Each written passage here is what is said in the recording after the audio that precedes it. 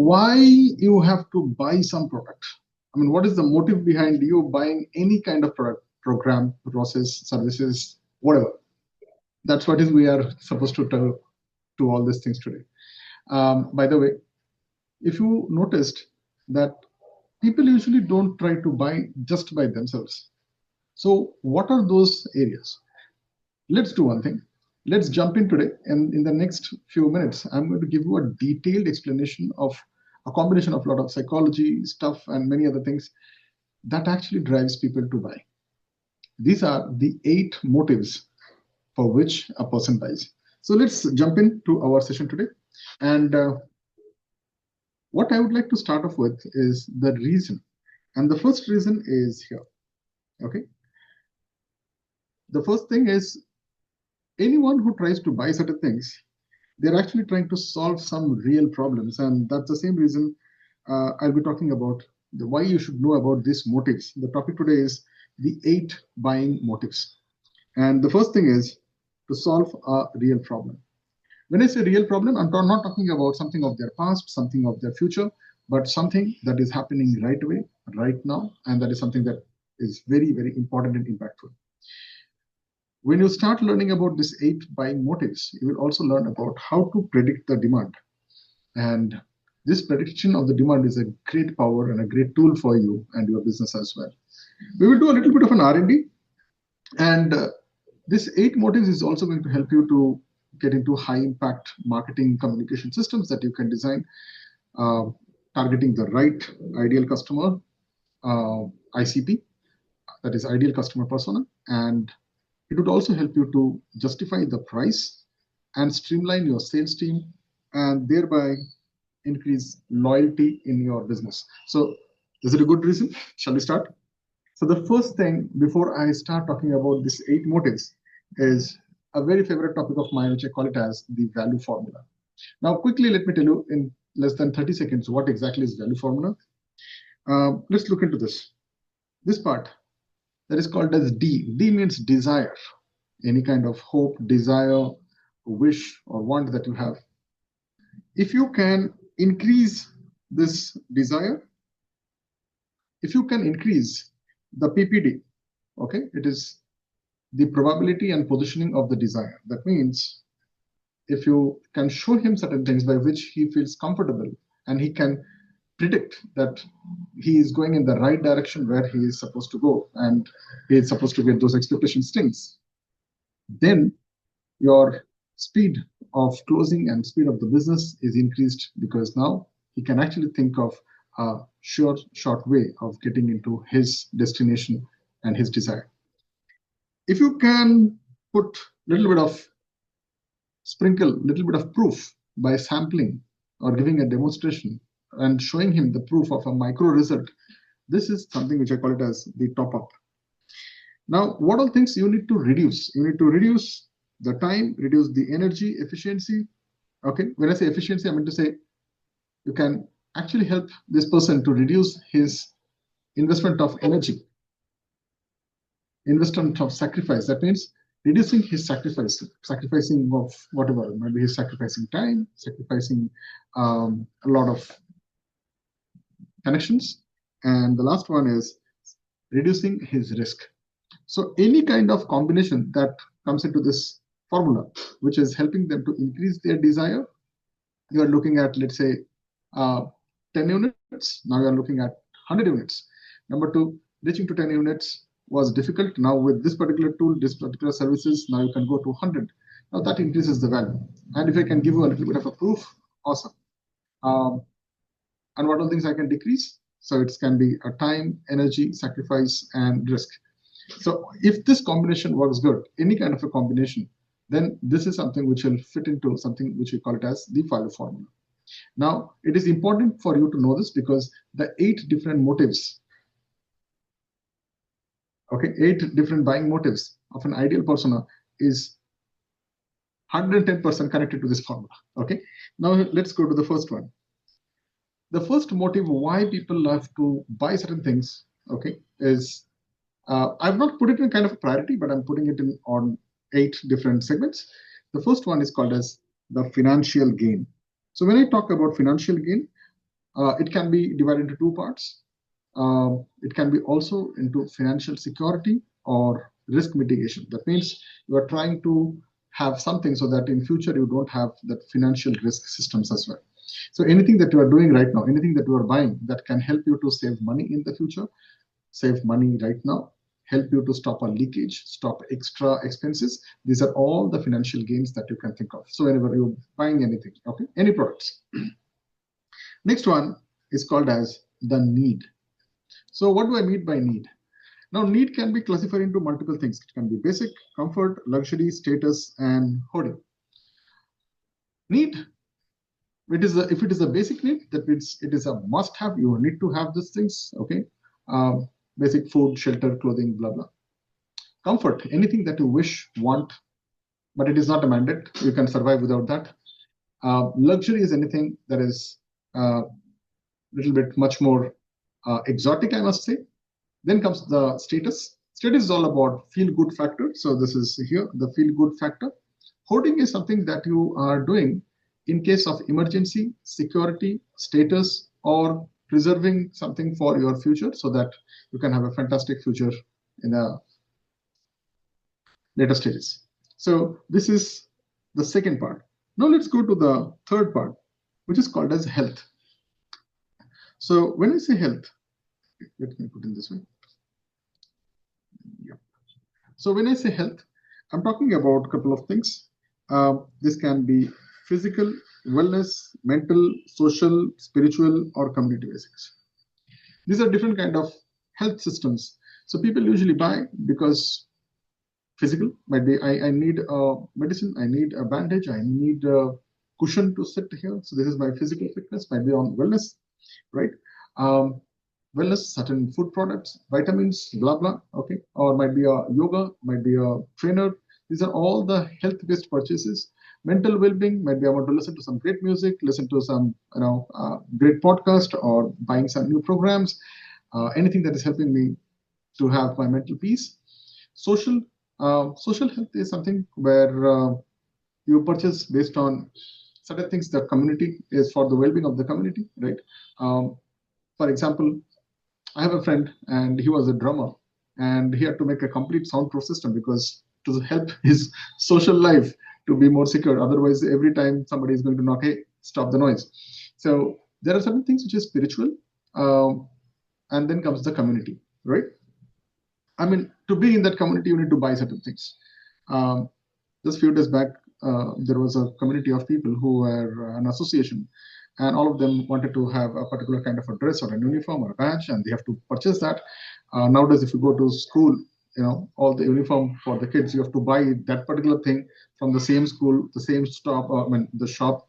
So there are community-based purchases which are happening as well. Now let's go to the next one, which is called as impulse-based. I think this is one of the craziest thing where it combines both excitement and urgency together. And this is very fast, instantaneous, very quick. And this is something which completely works on FOMO. Yeah. Okay, so there are two things. One, no one has it, and I must have it. Everyone has it, and I should have. So there are two different kind of things happens here. I should not miss out. Everyone has it, I must have it. No one has it, and I must have it. So there are two ways. Next one is called as pleasure. This is one of the craziest motives because this is a combination between indulgence and luxury. So for example, pleasure. You had been drinking in from, let's say, a soda bottle, but now you want a kind of a mocktail. So mocktail becomes the luxury, and soda bottle becomes a normal thing. So it is the level and intensity of indulgence that you can think of. Pleasure is also accompanied by social status, stigma, and multiple other things. So far clear? Okay, by the way, I will repeat one by one all the 8 points later. The next one is called as fear. I think all of you guys know about FOMO, fear of missing out. But there are some few more that I wanted to just roll out for you. These are marketing keywords, and we have been working with diligently in our businesses from quite some time. Some of the biggest brands that we had been working around in terms of automotive, education, FMCG, retail. Okay, so these are common keywords for the marketers. And if you are a marketer and if you're looking and watching this about stuff, please grab a pen and paper and make a note of it. The first one is called as FOLO. That is called as fear of losing out. Okay, fear of missing out is a little different. Fear of losing out is I don't want to lose this game. Okay, I had the opportunity and I don't want to miss this out. Okay, next one is called FOBO. Fear of better opportunity or options. So I'm buying one product. Might be there are better products in the market. I might get something better. So it happens. It's called as the market entry and the market flow. So when you are entering the market and everyone is selling the same stuff, so you go to one shop, find out the rate, and you go to the next shop, you found out, oh, the rate is quite cheaper there, or might be the value-added stuff is more, and you feel if I can another one more shop, if I can just shop in, I might find some better deals. So in the search of better deals or better options, it's called as FOBO. The next one is called as FOF, fear of failure, failure of judging, failure of price, failure of investments, failure of risk. So many things can happen out there. Failure of getting the right products at the right time. And the last one is called as FOJI, F-O-J-I, fear of joining in. That means sometimes this has happened with one of the celebrities, and I was connected to him and I was trying to close a deal. In fact, I closed the deal and he joined certain community and he paid the subscription price and all. But there, the problem was he didn't wanted to have his name in public. So fear of public visibility. So it's called as FOJI, fear of joining in. Some people, they love to be little isolated. They don't want the disturbance out there. They have their own status quo. Might be okay. By the way, let me tell you one very interesting thing. There are some luxury brands. If the product is not sold in certain particular season or dates, you know what they do? They destroy the product. They make their staff members to destroy the product and they throw it in the dump. Why they throw it? Why don't they give it to homeless people and all those things? Why? Because they don't want their brand to be associated with a homeless class or under poverty class kind of a brand. I hope you understand. So that is also another thing. It's called as it's a different fear factor. All right. So let's go to the next one. It is called as acceptance. Now, when I'm talking about this is a little research that many of the marketers might not know about it. Many times you don't buy the product just because you want to buy the product, but you are buying the product because you don't want to lose the game and you are ready to accept might be a little bit of a plus minus defective. Sometimes we have got factory outlet sales, factory second sales, second sales, okay, reduction sale. So fear, this is not a fear, but this motivates. Okay, so some people wait. So because they know after the season is over, those high-priced luxury commodities is now open to the normal public or the people who know, and they can get it. So they are okay to buy that product, and they don't want to miss that chance. There are such kind of flea markets are there where they get this imported stuff or luxury bags or luxury commodities at a very cheaper rate. So here you don't have choice, but you have got acceptance. You need to accept whatever it is because that's the only one. This happens in very luxury systems also. When it comes into, in Hindi we call it as nilami. In English it's called as auctioning. In auctioning you don't have a choice. You have to accept it the way it is. And at that point of time, sometimes it is adoption. Okay, it's the same way. Next one is called as compromise. So you are looking at expecting about certain things and some features and some values, but what you have in hand is this. So an example, I went to a shop and they were selling bags and leather bags. And there was one bag where there was a chain which was not properly opening and it was a little bit defective. And he said, we have a reduction price sale for this. And the bag was given at a certain discount. Now I have got only one bag. I don't have any other choices. And I can get the chain repaired some other places also absolutely at a very cheaper rate. But I didn't want to miss that brand. I didn't want to miss that stuff. And I bought that bag. So it is like I compromised on the quality there, but that was the best deal for me. Okay, I hope my examples are easy for you to understand. So this is one of the motives for people to learn. Next one is called as self-improvement. Sometimes you buy because you don't want to, kill an opportunity. Yeah, that's the right word. Sometimes there are certain courses, certain certification systems, certain things, certain skills are required at a certain point of time. Now, I had a friend, and he was an IT expert, but he needed one particular certification to go abroad. And that particular thing was the only opportunity for him to go to a different state. Next one, status. Many times people buy certain stuff not for themselves but for the status quo. Okay, it might be automotive, furniture, house, or something like that, and it is also a symbol of self-improvement. Sometimes they buy it for honors. Okay, good to have some certifications, maybe certain stuff. Yeah. So this is one more thing. Okay, there was an antique sword which was bought by the business tycoon from Karnataka, Bangalore, called as Vijay Mallya. It is Tipu Sultan's sword. So the purpose to buy that sword is to bring back that honors, bring back that prestige back. So that was a self-improvement, but in a bigger way. Next one is to authority or monopoly. Sometimes people buy certain things as an authority. Okay, might be certain books, programs, stuff which are like commodities, crown, the sword, certain softwares, yeah, GPUs, all right. Visibility is the next one. That is also under the self-improvement. Some people buy certain things to become more visible. Okay, they publish books, they get on stage. Some people buy stage time with some prominent celebrities. Okay, you talk to me, I will show you about how the PR thing works on the other side. Prominence is something that people are looking at. Okay, they buy certain stage times, buy honors, advertisements, they buy interview slots. Yeah, these are all purchased. Okay, they buy certain time with certain celebrities and influencers. Why? Because they want to get significance and thereby the confidence. So there are different kind of combination of things. So with that, we have successfully finished the different kind of 8 buying motives. And if you need a copy of this, my hand notes, okay, in a proper way, I'll get it redesigned and I'll give it to you. So you can just type in design D and I will send it to you. So here is the thing. We started off with the value formula, and the first one was called as financial gain. The second one is called as need. Okay, need of different classifications.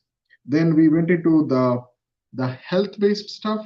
Then we talked about impulse. Then we talked about pleasure. Then we talked about fear, and ultimately we came to acceptance, self-improvement, and now since you have learned about the 8 different kind of prominent motives, there might be other motives also. I would like to give you something very powerful so that you can get more benefit from this particular session. By the way, if you are enjoying this session, give me a thumbs up, leave me a comment so that I understand that this is really working for you. Do it. I can wait for like around 5 seconds. Do it. Okay. Yeah, thank you.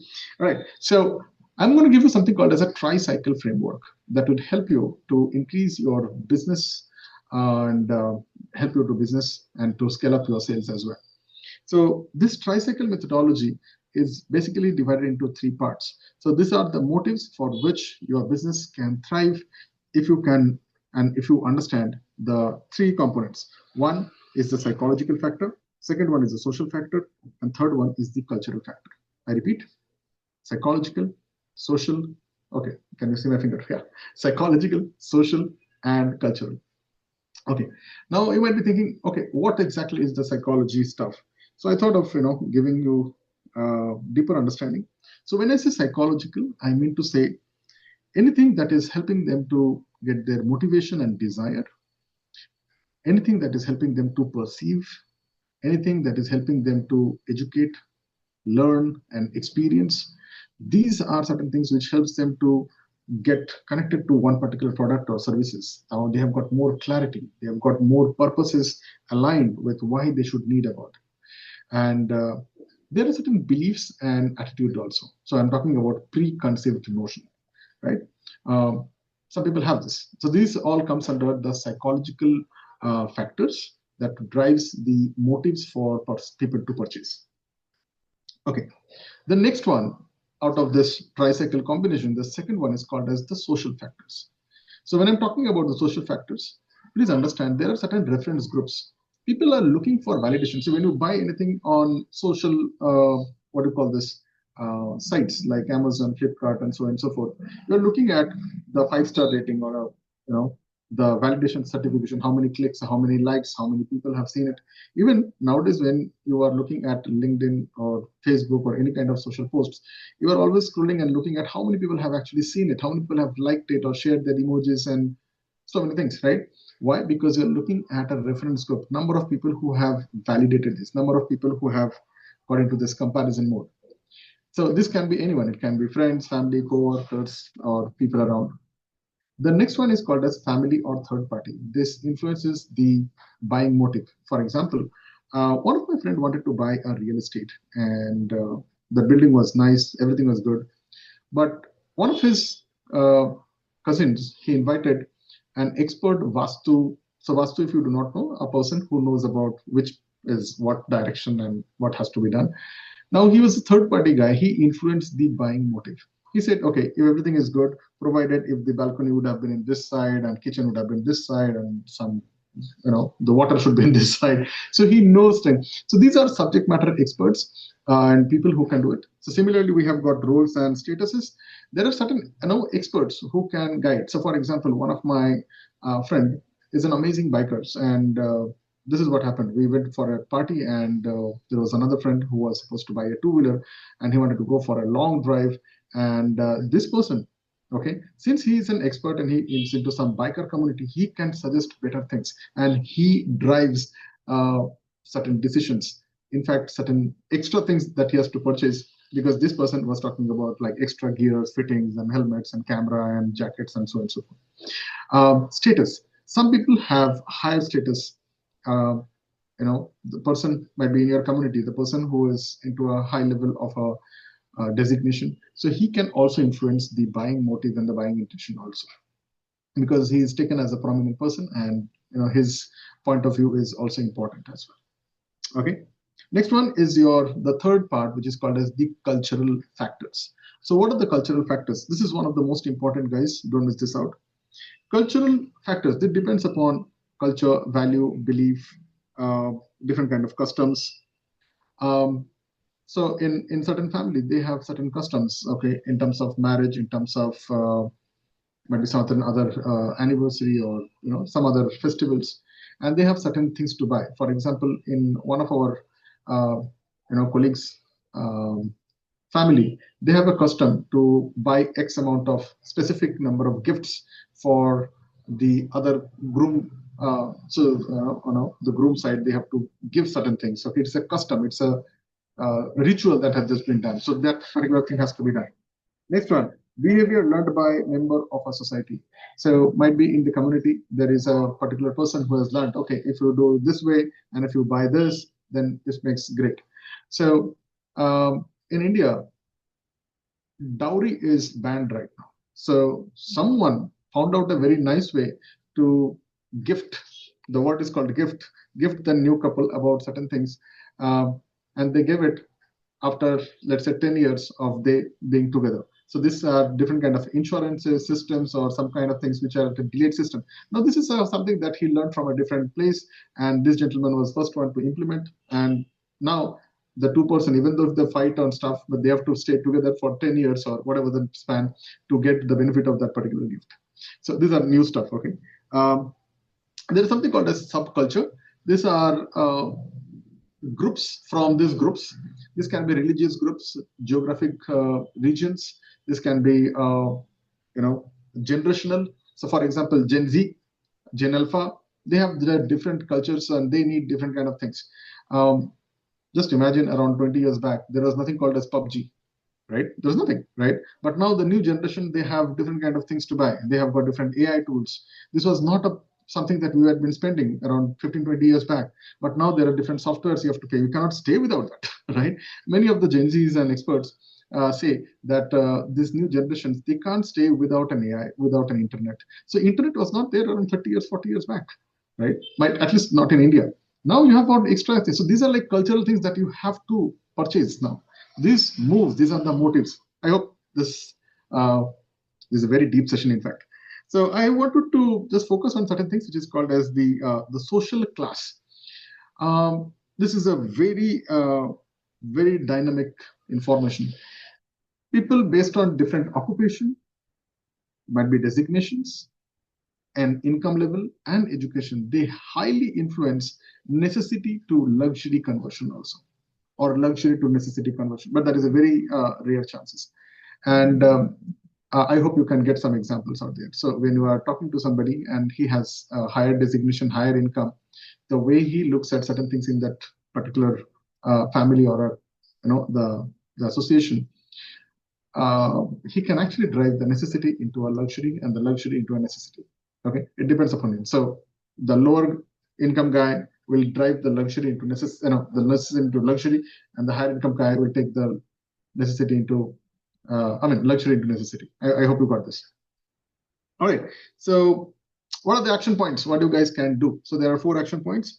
The first one is, when you know about all these pointers, about these 8 different dynamics of things that that makes people to buy, the motives of purchases, you need to do one thing, is you need to sit with a pen and paper and find out the exact, you need to really write the communications of what result your product, your program, your services, or your agency, whatever the things that you are trying to sell right now, what kind of results can you guarantee this guy to get. So that results clarity is the first ultimate thing, and it has to be done in less than 1 line, just 1 sentence.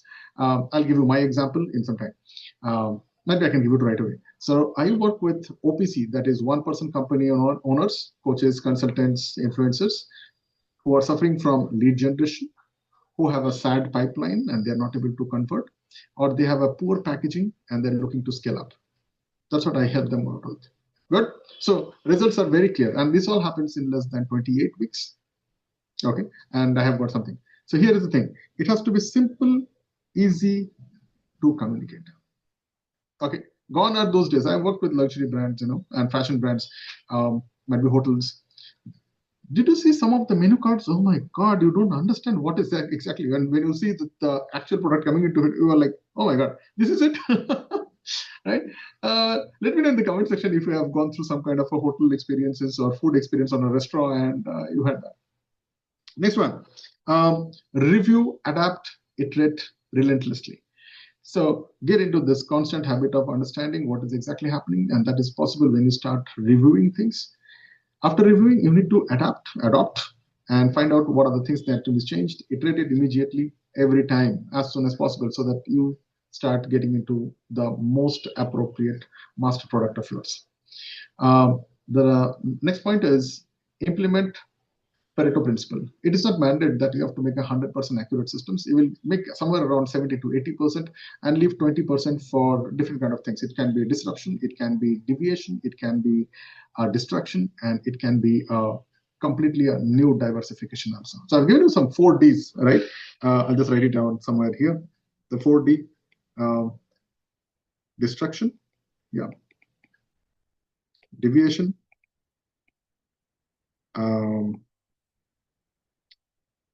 okay, now I have to think. Okay, distraction, deviation, diversification. And the 4th one, please go back. I forgot. All right, so the next one is offer.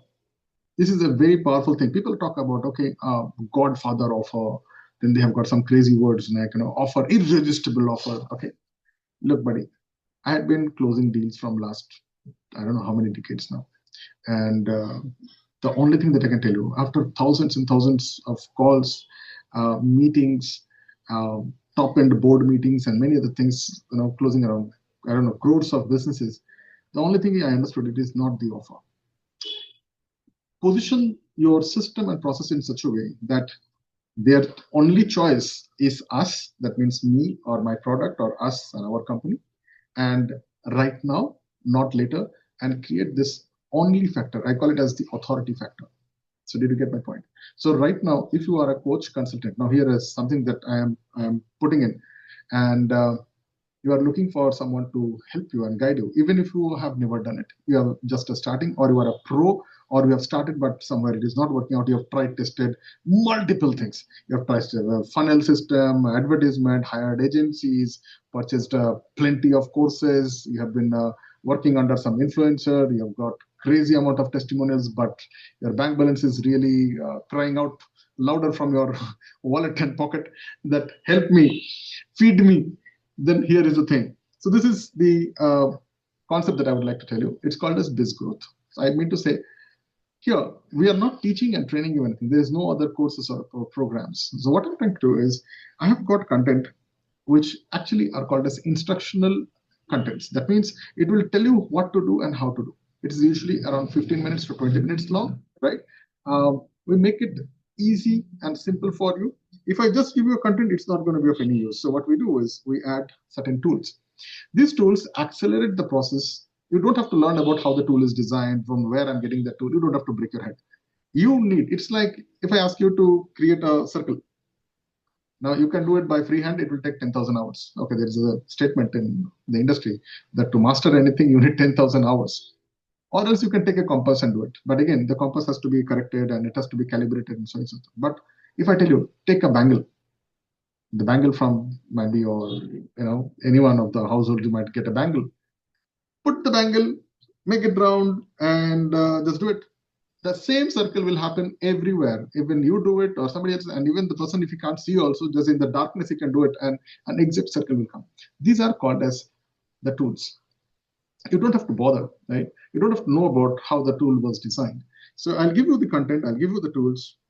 But what also I've seen is people somewhere, they don't do it unless and until there is a partner. So why not you become an accountability partner to somebody who is in the same journey, and somebody can be an accountability partner. You work together, you just push each other, and let's grow on every daily basis. That's it.